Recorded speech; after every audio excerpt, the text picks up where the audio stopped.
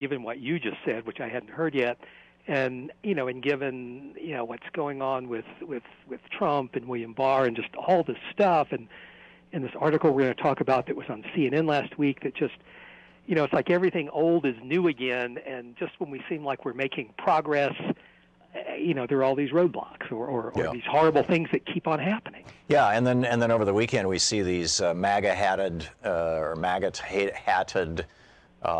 young white kids from a Catholic boarding school, apparently in Kentucky, who were harassing a Native American after they had started out harassing a group of black people. I mean, it's like, whoa, this is, and I, increasingly I'm thinking that these MAGA hats are they're the new Klan hoods, but to this, what do Martin Luther King's assassination and Trump's Attorney General William Barr have in common?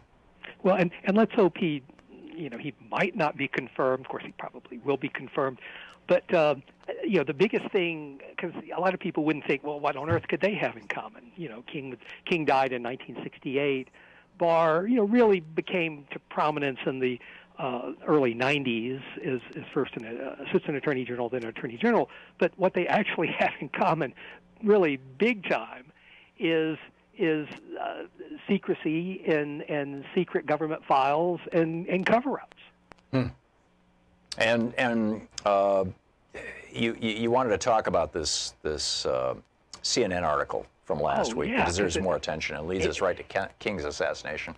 Right, and because this article, because part of the Trump playbook, which is the Putin playbook, of course, is and so all the the Rush Republicans, they just try to throw so much stuff out there, and literally to mentally exhaust people. So a lot of people I know, good, liberal and conservative and middle of the road people, they've just given up because there's just like so much out there. So this story didn't get nearly the attention it would have gotten in the run up to Martin Luther King Day if we didn't have a shutdown government and all this other stuff.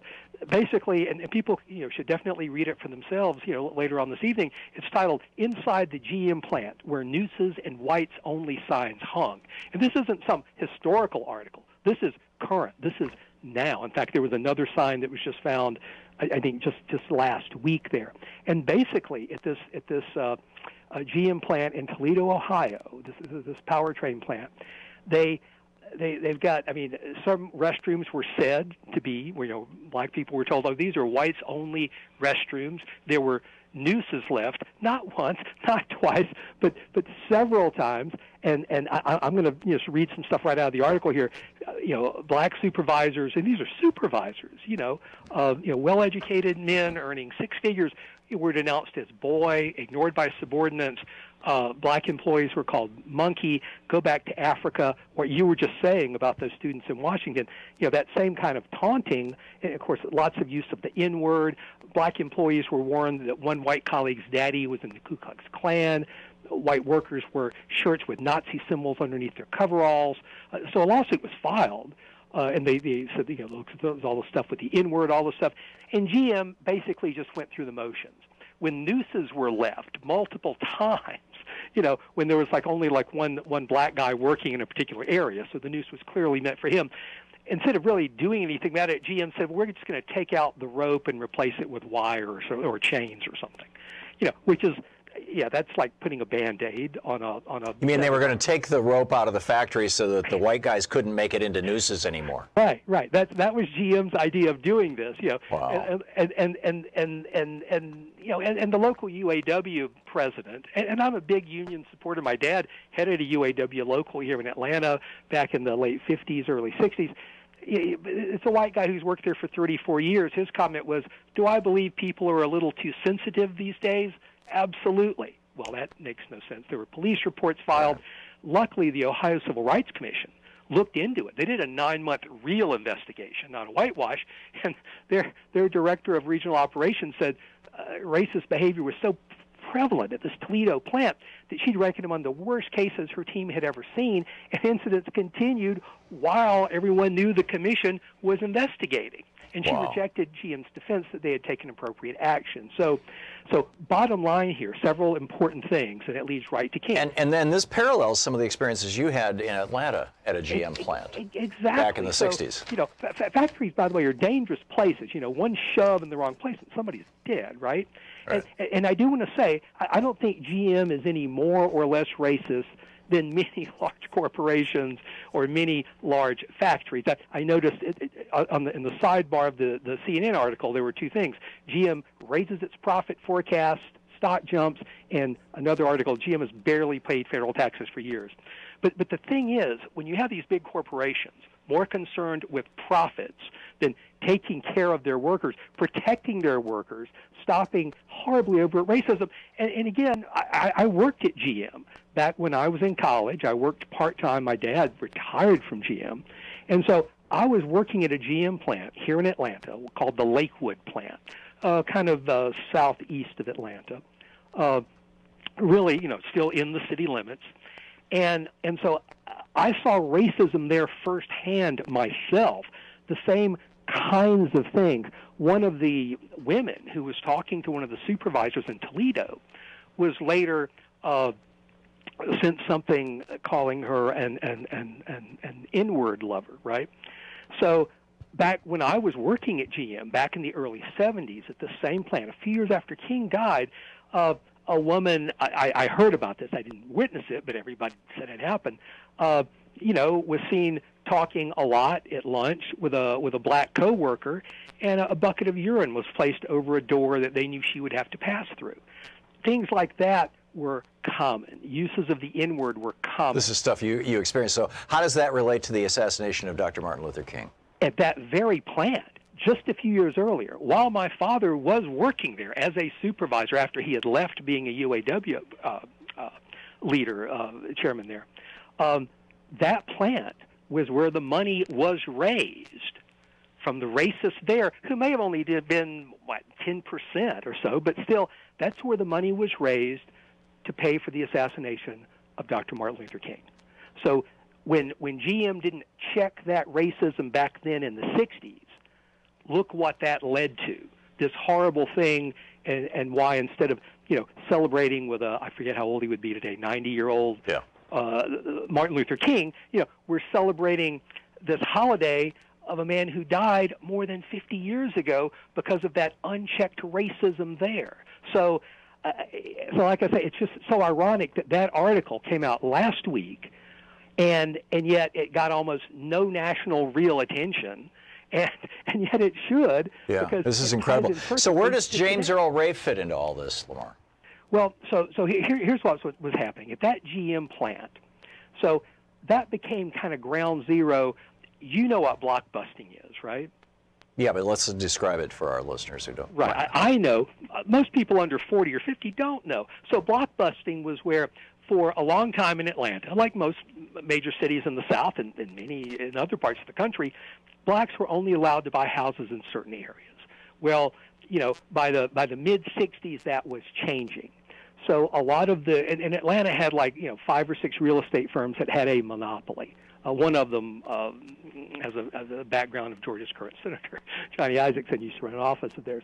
But so they had a monopoly. And so they decided, well, if we're going to have to sell houses to blacks, we can make lots of extra money on this. We will scare the white people out and sell cheap, buy their houses cheap, and then sell them high to black families.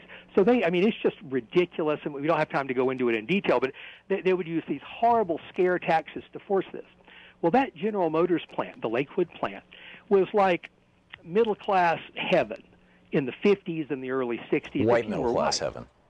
I'm sorry, what? White middle-class heaven. Exactly. If you were white, that was middle-class heaven.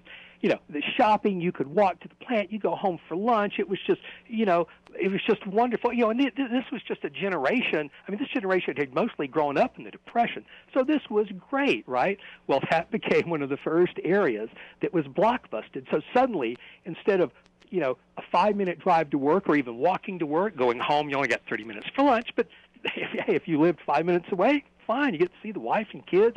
Instead of that, now you're on Atlanta's horrible freeways commuting who knows how long. And so, but that anger didn't go to the real estate companies. the angers went to the black people, especially because there were 4 Georgia white supremacists in particular that would go around on payday every Friday and collect money.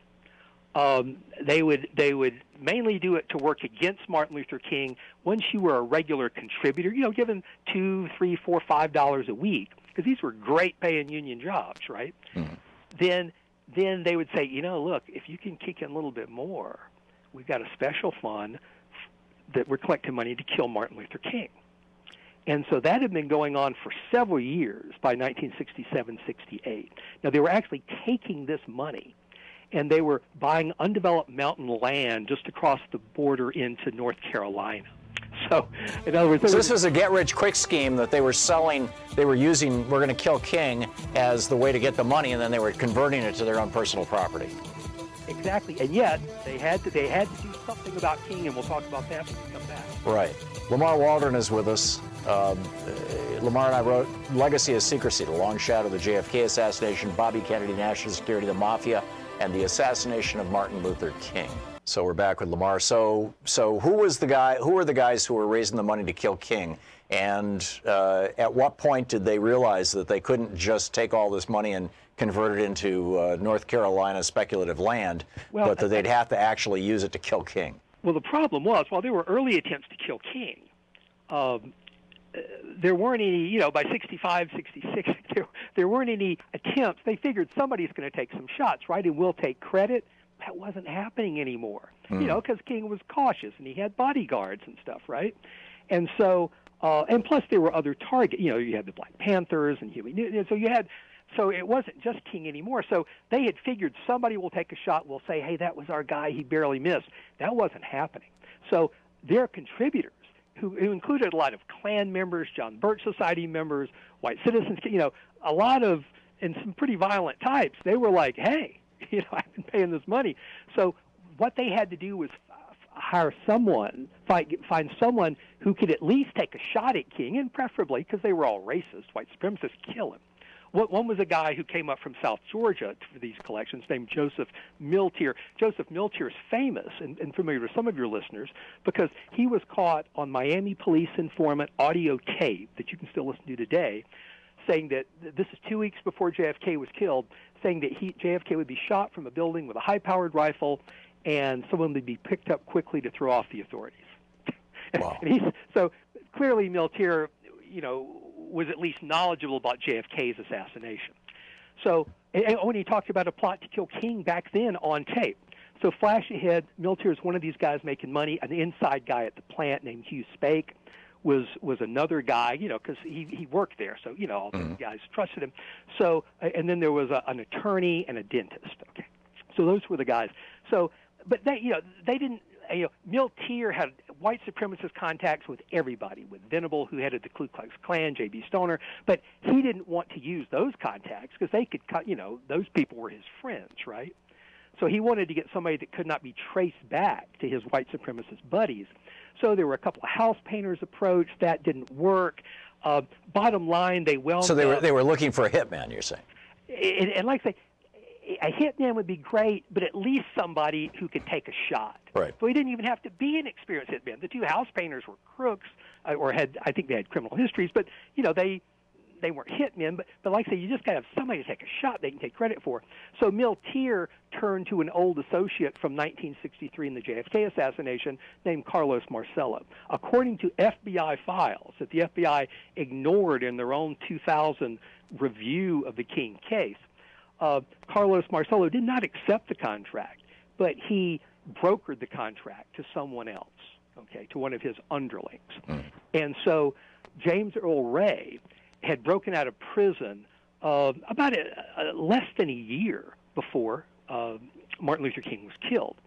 And he was on the run. He didn't have a lot of money. He traveled all over America, to Canada, to a swanky resort up there, down to Mexico, to Los Angeles and back, and New Orleans. Just, a ridiculous amount of travel for a broke, barely educated guy. But he was a low-level drug runner and gun runner for Carlos Marcello's organization. Okay, we'll pick this up on the other side of the break. We're talking with Lamar Waldron. the political commentator, JFK historian.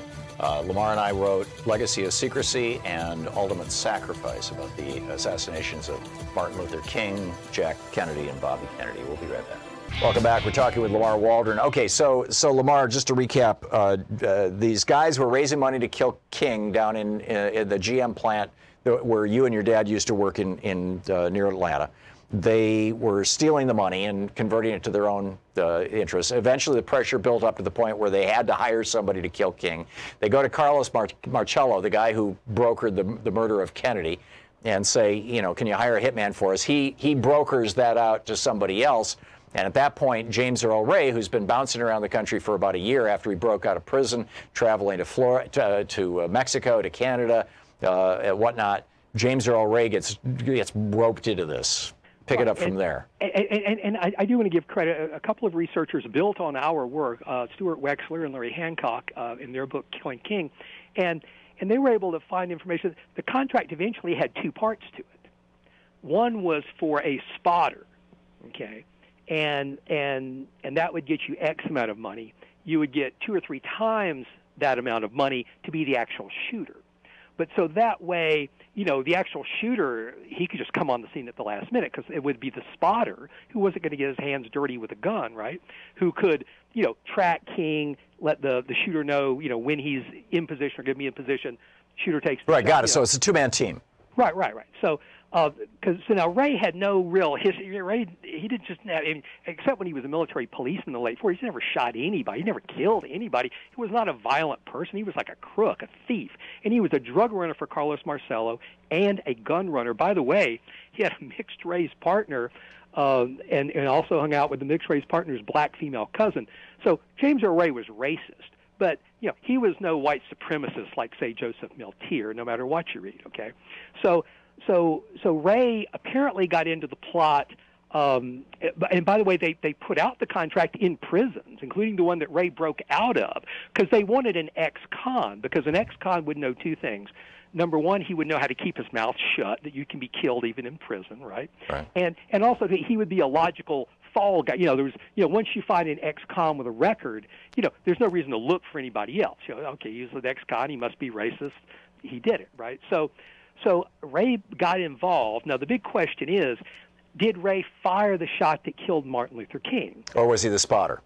We can say with scientific certainty that we can't say that for sure, that Ray killed King. There is no way to prove that scientifically. He could have been the spotter. He could have been the spotter who decided at the last minute that King was getting ready to leave Memphis. But in either case, he was take that shot. He was there and in the midst of it. He was right. He was the guy who got the contract. Those okay. racists. Now I want to bring this back to William Barr, to George Herbert Walker Bush, and let's flesh out the killing of King as well. It's Martin Luther King Day here on the Thom Hartmann Program.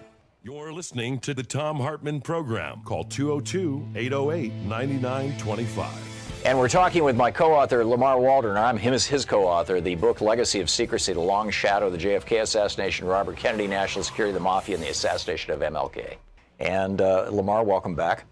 So we've got this James Earl Ray going off to kill King, funded by these guys at this GM plant in Georgia, where coincidentally you and your dad both worked. What does this have to do with William Barr, who Trump wants to make his attorney general, and George Herbert Walker Bush? How do they tie into the assassination of Martin Luther King? Well, let's look at what happened right after King was killed. James Earl Ray escaped to Canada. But first, he came all the way back to Atlanta. If you look at a map, Memphis is much closer to Canada than Atlanta is. You know, Atlanta is south of Memphis, and so east of Memphis, and it's many hundreds of miles out of the way. For some reason, Ray comes back to Atlanta. He parks his Well, this is where his paycheck was, isn't it? Well, that's what he thought. Yeah. So people that were going to help him escape. So he parks his Mustang, I think, about 7 blocks away from Dr. King's office, and just a few blocks away from the heavily guarded Georgia State Capitol, where our racist governor, Lester Maddox, thought black people were going to overrun it and kill him because King was dead. And so that makes no sense. He then winds up in Canada. Well, you might ask how, you know, especially when he ditched his car at a housing project. does he get to the bus station? FBI interviewed every cab driver, every bus driver. Nobody took him. Well, we now know, and it was because he called Hugh Spake, one of the 4 people at the General Motors plant. But Spake was working on the assembly line, and I knew from my time there, and I always knew from my father, you don't stop that assembly line, right? Except it's an emergency, you have to have a relief man. So basically, Spake was like, I can't help you with this. You have to get one of our other partners. And so Joseph Miltier, the well-known white supremacist, later wrote a friend and said, "Oh yeah, when James Earl Ray was in Atlanta after King, yeah, I was right there."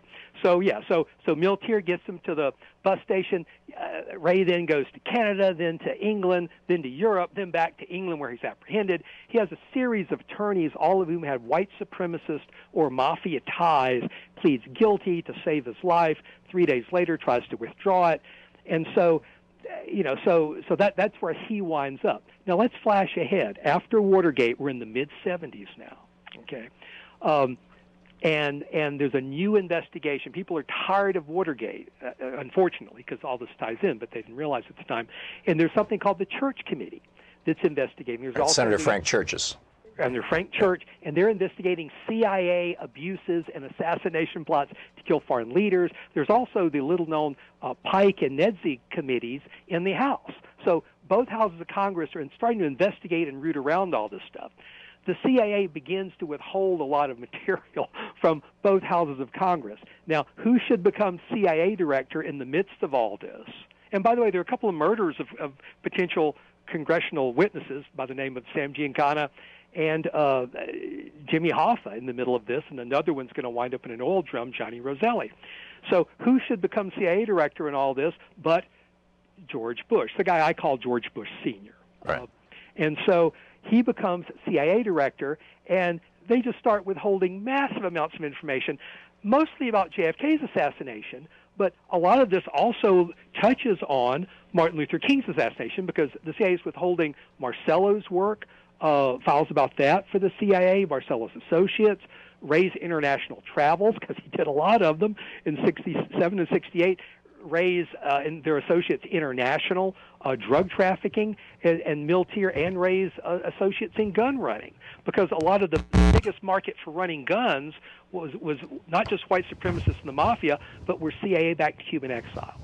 So Bush needs help. You have to have people in the CIA, and you do, called the legislative councils that help you decide what you should give to Congress and to find you legal reasons not to give other things to Congress. Well, guess who becomes one of Bush's CIA assistant legislative councils? Who's that? William Barr. Oh. Now, how does William Barr have a... So William Barr, the guy that Trump wants to be the head of our Attorney General, gets a job working for George Bush Sr. for the CIA as their lawyer. At the CIA before. Get this: in '73, Barr got his master's in governmental studies and Chinese studies.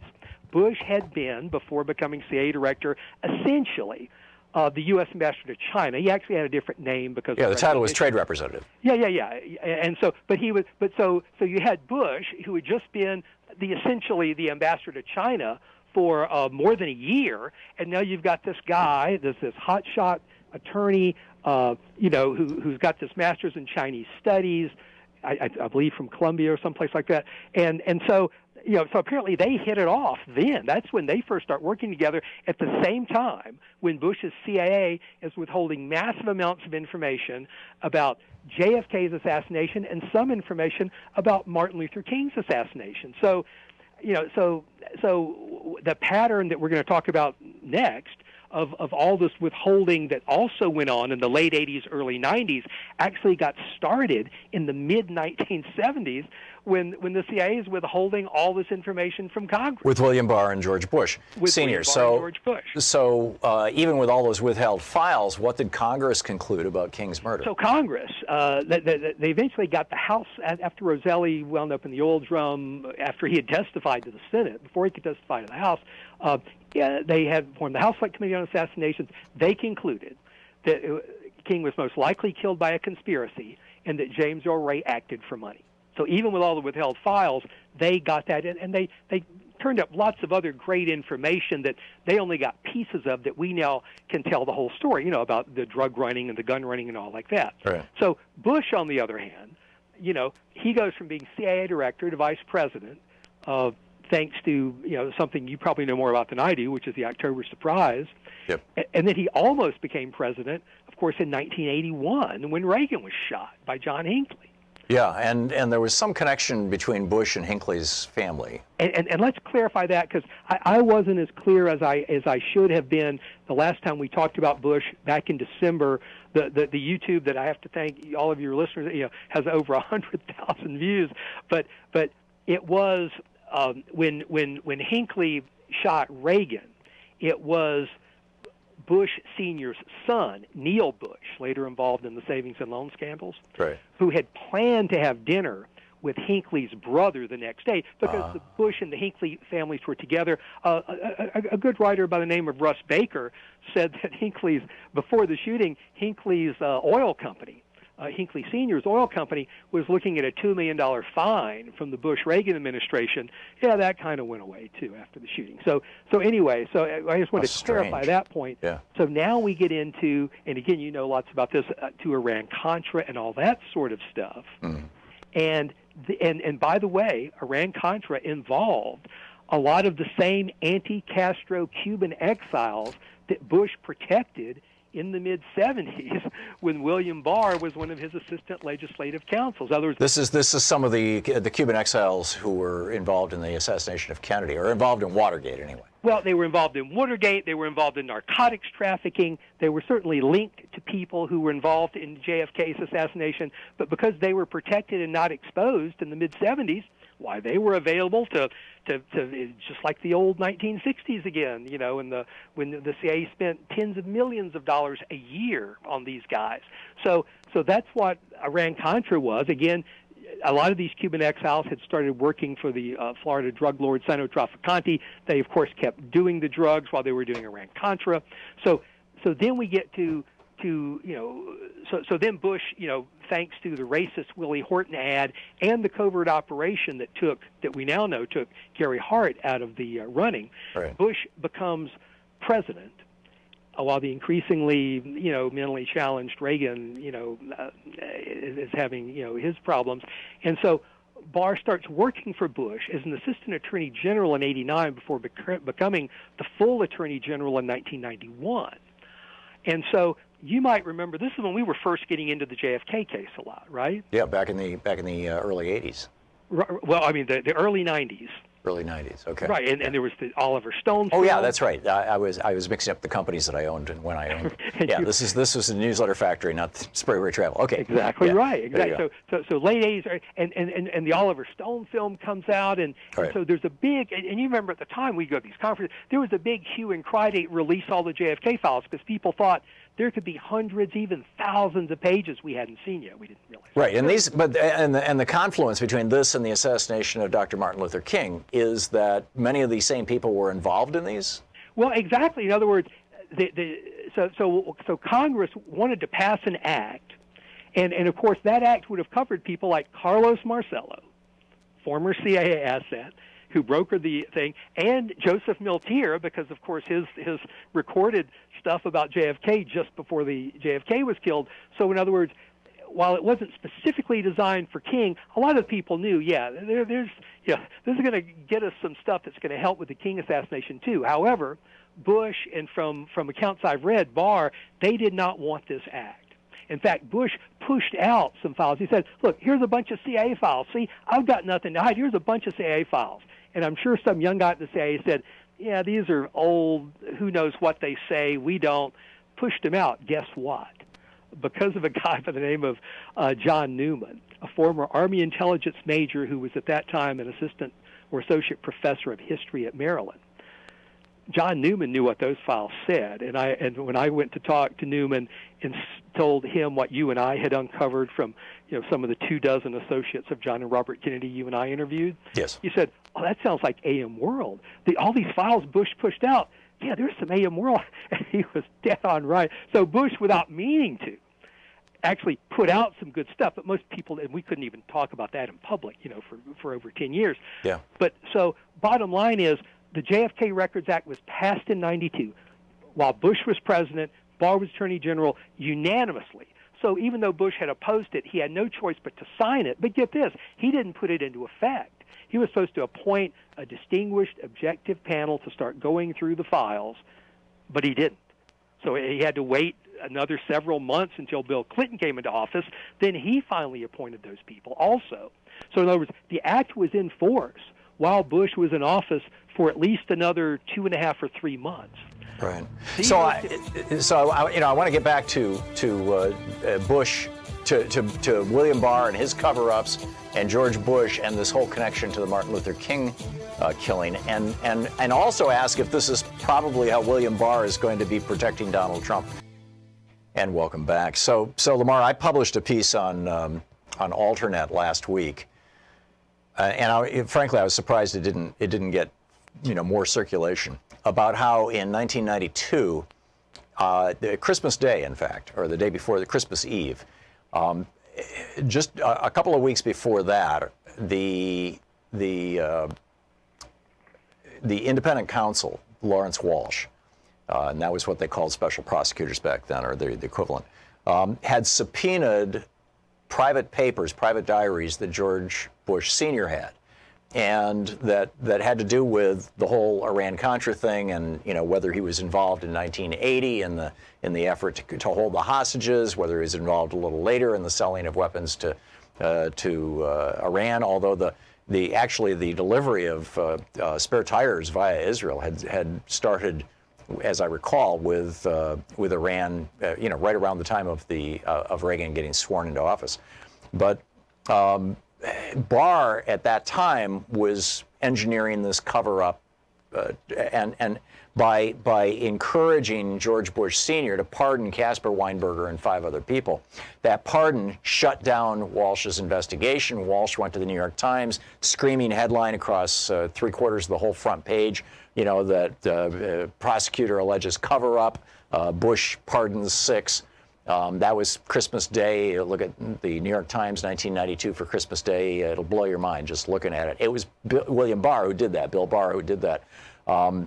And so here we've got this kind of backstory of Barr, by doing that cover-up, by having Bush pardon these guys, he basically kept George Bush Sr. out of jail.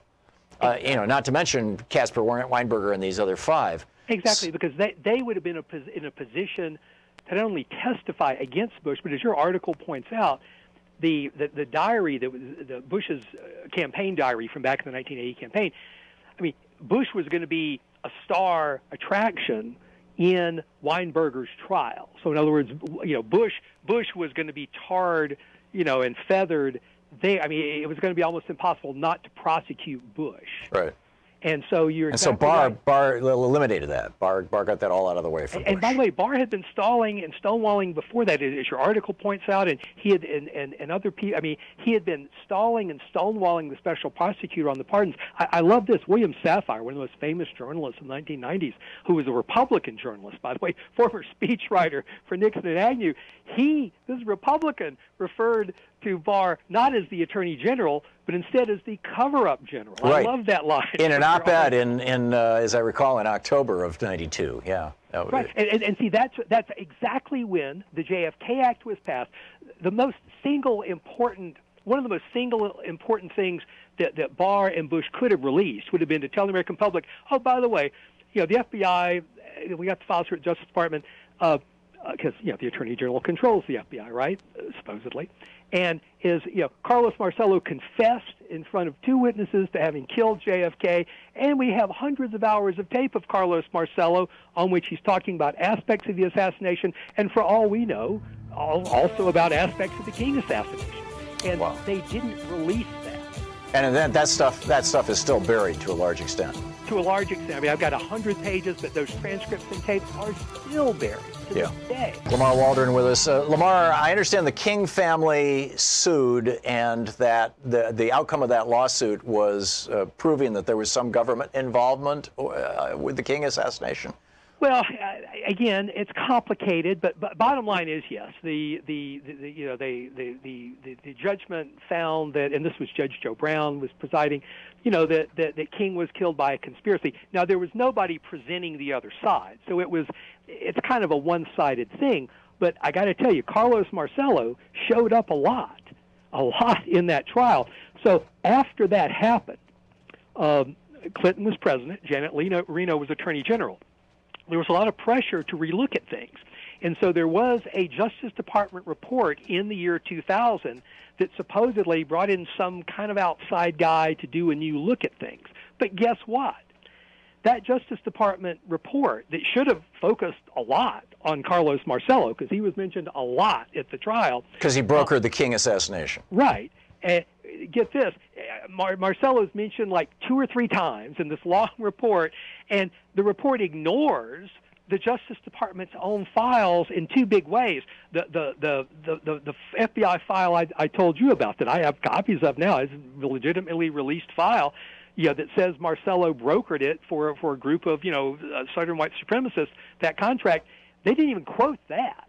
And get this, there was a secret Justice Department investigation of Martin Luther King's assassination in 1968 because black leaders in the South, especially those with King and Memphis, all the black, did not trust J. Edgar Hoover, a notorious racist, or the FBI. They did trust the Civil Rights Division of the Justice Department. So there was an entire secret investigation that we know about, both from a few FBI files that talk about it because they resented it, and some other people that provide information to it. Those files, guess what? The secret Justice Department investigation of Martin Luther King assassination, that wasn't released or even referred to in that 2000 Justice Department report. So are those files still hidden? Largely, yes. Yeah, like I say, I've got the one about the brokering, but that's like one document in what, to me, was clearly a series that would have follow-ups. And the secret Justice Department report, they didn't do a report. They were doing an investigation, and then they had to stop the investigation. And so, but all the stuff they accumulated never released. There's so much stuff.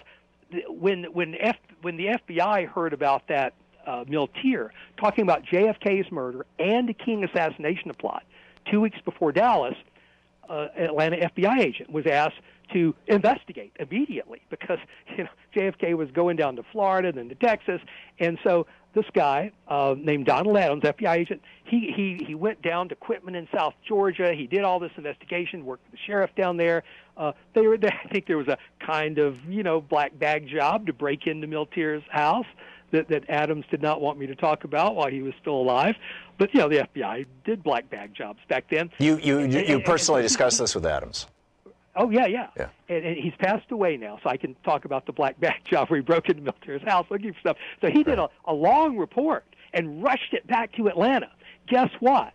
That report has never been released. Even Donald Adams, the retired FBI agent who wrote the report, he couldn't get a copy of it. Wow. And the FBI investigated every notorious racist, including J.B. Stoner, after King was killed to see where they were. Stoner happened to be across from an FBI office in Mississippi. But while Miltier was big on the FBI's radar screen, we don't have anything at all about the FBI looking into Miltier. James Earl Ray had a map with locations. Ray spent a lot of time in Los Angeles with his mixed-race partner and the partner's black female cousin. And Ray had a Los Angeles map when his rooming house was searched in Atlanta after King was killed.